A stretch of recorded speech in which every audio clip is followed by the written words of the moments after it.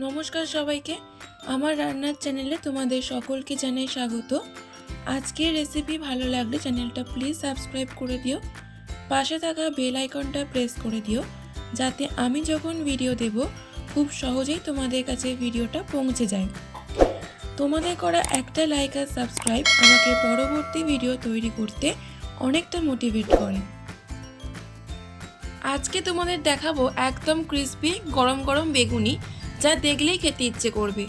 বৃষ্টি হোক বা সন্ধ্যের জলখাবারে গরম গরম বেগুনি আর 1 কাপ চায়ের থেকে ভালো কম্বিনেশন আর কি হতে পারে। কিন্তু অনেক সময় বাড়িতে বানাতে গেলে ঠিক দোকানের মতো ক্রিস্পি হয় না। তাই আজকের ভিডিওতে আমি তোমাদের সাথে শেয়ার করব একদম পারফেক্ট বেগুনি বানানো সিক্রেট টিপস। চলো শুরু করা যাক আজকের রেসিপি। ভিডিওটা স্কিপ না করে অবশ্যই শেষ অবধি দেখবে। বেগুনি বানানোর জন্য আমি এখানে 2টো বেগুন নিয়ে নিয়েছি।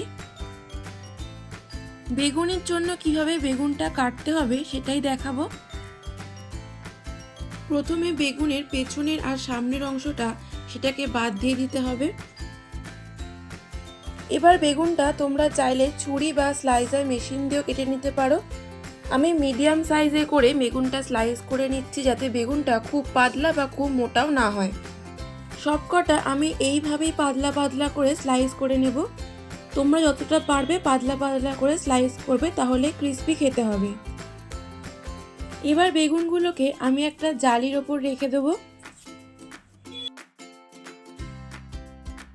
এবার এর মধ্যে অল্প একটু নুন ছড়িয়ে দেব, এতে বেগুনের মধ্যে নুনটাও ঢুকে যাবে আর বেগুন থেকে জল বেরিয়ে যাবে। এবার ব্যাটার বানানোর জন্য আমি একটা পাত্র নিয়ে নিয়েছি। প্রথমে দেব 4 চামচ বেসন, 2 চামচ চালের গুঁড়ো, স্বাদ মতো নুন, কাশ্মীরি রেড চিলি পাউডার, হলুদ গুঁড়ো। শুকনো অবস্থায় সমস্ত উপকরণ আগে ভালো করে মিশিয়ে নেব।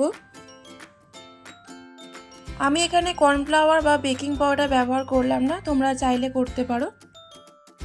অল্প অল্প করে জল দিয়ে ভালো করে মিশিয়ে নেব। একেবারে বেশি জল দেবে না, তাহলে ব্যাটারটি খুব বেশি পাতলা হয়ে যাবে। বেসনের যে ডিপ কালারটা আছে সেটা যতক্ষণ না লাইট হয়ে আসছে ততক্ষণ মেশাতে হবে। এইভাবে হ্যান্ড উইক্সের মাধ্যমে করলে মোটামুটি 10 মিনিট সময় লাগবে।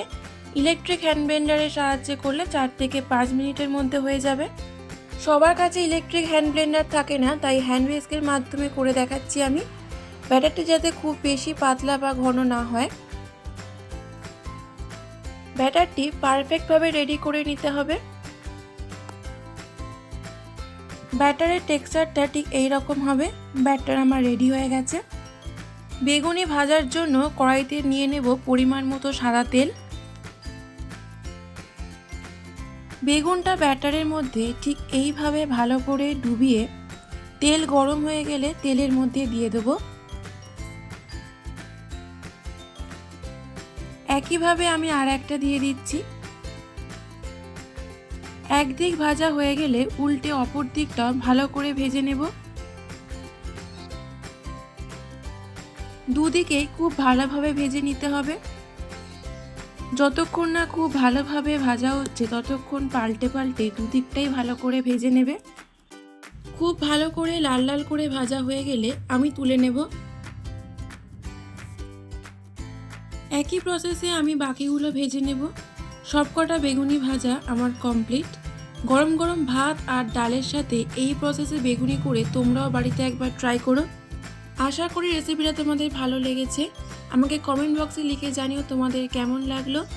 ভালো লাগলে লাইক, শেয়ার, সাবস্ক্রাইব করতে ভুলবে না। আবার দেখা হবে পরবর্তী ভিডিওতে। ততক্ষণ সবাই ভালো থেকো, সুস্থ থেকো।